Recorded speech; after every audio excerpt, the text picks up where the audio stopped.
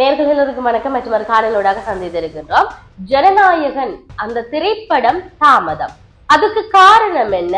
அந்த தாமதத்துக்கு பிற்பாடு அரசியல் ஆய்வாளர்கள், அதே போன்று அரசியல் பிரமுகர்கள், கட்சியில் இருக்கக்கூடியவர்கள் அவர்களுடைய கருத்தாடல் என்பது எப்படி வெளிவருகின்றது?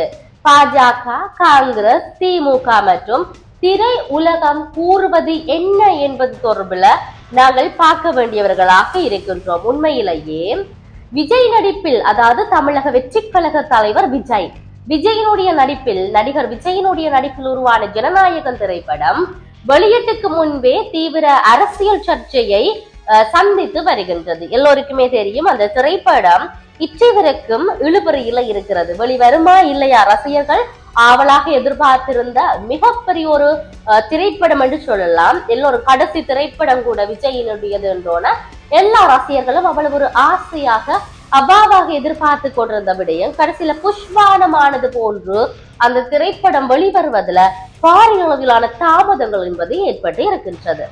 ஆகவே அதாவது இந்த தாமதத்துக்கு பிறகு முக்கிய அரசியல் கட்சிகள் மற்றும் திரைப்பிரமலர்கள் இந்த தாமதம் குறித்து ஆதரவு மற்றும் கருத்துக்களை பகிர்ந்து வருகின்றார்கள். இது நான் ஆரம்பத்துல சொல்லிட்டேன்.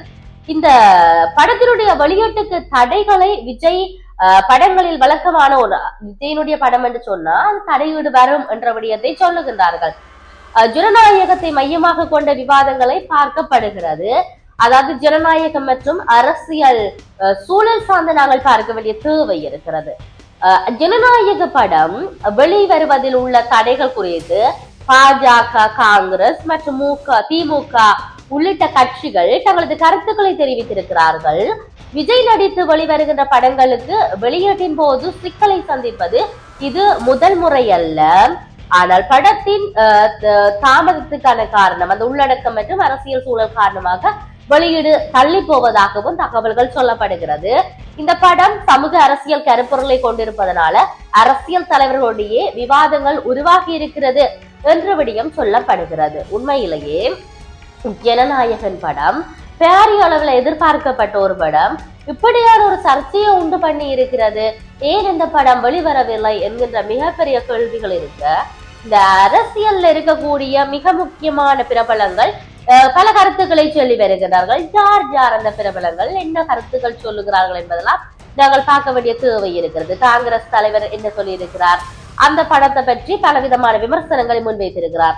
அரசமைப்பு பேச்சு மற்றும் கருத்து சுதந்திரத்தை உறுதி செய்கிறது என்கின்ற வகையிலான பல தகவல்களை சொல்லி இருக்கிறார். ஜனநாயகத்தை பாதுகாக்கப்பட வேண்டும், நிறுவனங்களுக்கு மிரட்டல் கருவிகளாக சுருக்கப்படுகிறார். அதே நேரத்தில் பாஜக, RSS பிரச்சாரம், பண்பாடு மற்றும் சித்தரிக்கப்பட நிறைய விடயத்தை அவர்கள் சொல்லி இருக்கிறார்கள். அதையும் விட இந்த படத்துல விஜயின் ஜனநாயகன் திரைப்படம் தொடர்பான சர்ச்சை அரசியல் அதிகாரத்துல தவறான பயன்பாடு குறித்த கவலைகளை ஏற்படுத்தி இருக்கிறது என்ற விடயத்தை சொல்லுகிறார்கள். அரசியல் ஆதாயங்களுக்காக திரைப்படங்களுக்கு தணிக்கை செய்வதை தமிழ்நாட்டு மக்கள் அன்றைக்குமே பொறுத்து கொள்ள மாட்டார்கள். கலையும் பொழுதுபோக்கும் அரசியல் போர்களில் காய்களாக பயன்படுத்தப்படாமல் இருப்பதை பிரதமர் உறுதி செய்யப்பட வேண்டும் என்ற விடயத்தை அவர் சொல்லி இருந்தாலும் உண்மையிலேயே விஜயின் திரைப்படம் தாமதங்களை எதிர்கொள்கிறது என்ற விடயத்தை அவர் சொல்லி இருக்கிறார். மோடி அதாவது உங்கள் மிரட்டல் அரசியலை தமிழ்நாட்டுல பலிக்காது என்பதை நினைவில் கொள்ளுங்கள் என்ற விடயத்தையும் அவர்கள் சுட்டிக்காட்டியிருப்பதை நாங்கள் பார்க்கக்கூடியதாக இருக்கிறது.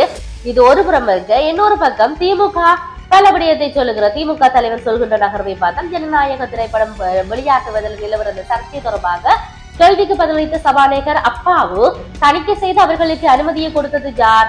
மத்திய அரசா, மாநில அரசா? மத்திய அரசு தானே என்ற விடயத்தை சொல்லி இருக்கிறது. ஆகவே உண்மையில இருக்க பெரிய கேள்வி, இந்த ஜனநாயக படம் வரணும், அந்த படம் தொடர்பிலான ஒரு தணிக்கை செய்வதற்கான அந்த அறிவுறுத்தல் வழங்கியிருக்கு யார் என்ற கேள்வி இருக்கு. மத்திய அரசா இல்லாட்டி மாநில அரசா என்ற கேள்விகள் வருகின்ற போது மத்திய அரசு தான் என்ற விடயத்தை அவர் சொல்லி இருக்கிறார். ஆகவே இந்த கடைசி படம் என்பதனால அதுக்கு பலவிதமாக தொண்டர்கள் கொதிநிலையில இருப்பார்கள். இப்படி செய்வது இப்படியெல்லாம் பல விடயங்கள் செய்கின்ற பொழுது மக்கள் ஏதாவது ஒரு மாற்று கருத்துக்களை கூட எண்ணுவதற்கான முக்கிய விடயங்களாக இருக்கும் என்ற விடயம் சொல்லப்படுகிறது. ஆனால் இன்று ஜனநாயக படம் பின்பற்றப்பட்டிருப்பது இவருடைய அரசியல் நோக்கத்தை குறிவைத்தா இல்லையா என்கிற மிகப்பெரிய கேள்விகள் இருக்கிறது. ஒரு வெற்றி திரைப்படமாக எல்லோரும் எதிர்பார்த்திருந்த திரைப்படம் மிக தாமதமாக இருப்பது, தாமதம் அளித்திருப்பது என்பது மிகப்பெரிய கவலையை உண்டு பண்ணி இருக்கிறது ரசிகர்கள் மத்தியில். ஆகவே எது எப்படி இருந்தாலும் இந்த படத்துக்கும் அவருடைய அரசியல் பயணத்துக்கும் பல அரசியல் ஆய்வாளர்கள் அதே போன்று பொதுமக்கள், ஏராளமான ரசிகர்கள், ஏராளமான மக்கள், அதையும் தாண்டி திரை உலகமே வந்து முழு ஆதரவை நல்கி இருக்கிறது. 2026ஆம் ஆண்டுக்கான சட்டமன்ற தேர்தலில் தமிழக வெற்றி கழக தலைவர் வெற்றி பெறுவார் என்பது வந்து எல்லோருக்குமே தெரியும், ஐயமின்றி தெரியக்கூடிய ஒரு விடயம். இப்படி இருக்கின்ற பொழுது எங்கடிச்சா எங்க சரியாக வலிக்கும் என்று சொல்லக்கூடிய நகர்வுகளை மையப்படுத்தி அவருடைய படத்தை வந்து தாமதப்படுத்தி இருக்கின்றார்கள் என்பது அதில் அழகாக கேட்கப்படுகிறது. இந்த தாமதத்துக்கு பின்னால் இருக்கக்கூடியவர்கள் யார்? ஆகவே அரசு என்ன விடயத்தை செய்கிறது, இது சரியா பிழையா என்பதை தாண்டி அவருடைய அரசியல் பயணம் என்பது எது எப்படி இருந்தாலும் தொடரும். அவர்களை வந்து நிப்பாட்ட முடியாது என்ற விடயத்தை தான் நாங்களும் இந்த இடத்தில் சொல்லக்கூடியதாக இருக்கிறது. பல இடத்துல அவரே பல மேடைகள்ல சொல்லியிருக்கார், எது என்ன செய்தாலும் என்னுடைய அரசியல் பயணம் தொடரும், உங்களுக்கான சேவை என்றைக்குமே தொடரும் என்ற விடயத்தை அழகாக தமிழக வெற்றி கழக தலைவர் சொல்லி இருக்கிறார். ஜனநாயக படத்துக்கு பின்னால் இருக்கக்கூடிய நகர்வுகள் என்பது ஏராளமாக இருக்கின்ற பொழுது எல்லோருமே அந்த படம் எப்ப வரும் என்பதுதான் எதிர்பார்ப்பாக இருக்கிறது. நீதிமன்றத்தினுடைய உத்தரவுகள், அந்த வெளியிடுவதில் இருக்கக்கூடிய இழுத்தறிப்புகள் என்பது ஏராளம். ஆனால் அவருடைய படத்துக்கு வரக்கூடிய விடயங்கள் இவை என்று சொல்லுகின்ற பொழுதும் கூட, ஆனால் அவருடைய இந்த படத்துக்கு வந்து இருக்கிறது, அது அவருடைய இறுதி படத்துக்கு வந்து இருக்கிறது என்பதுதான் மிகப்பெரிய விடயம். அதிலும் தேர்தல் காலத்துல. ஆகவே இவற்றெல்லாம் சாதகமாகத்தான் அவருக்கு சென்றடையும் என்பதுல எந்த விதமான ஐயமும் இல்லை என்பதை சொல்லுகின்ற பொழுது, எது அப்படி இருந்தாலும் 2026ஆம் ஆண்டுக்கான சட்டமன்ற தேர்தலை வெல்ல போவது தமிழக வெற்றி கழக தலைவர் விஜய் என்பதை நாம் இந்த இடத்துல சொல்லலாம்.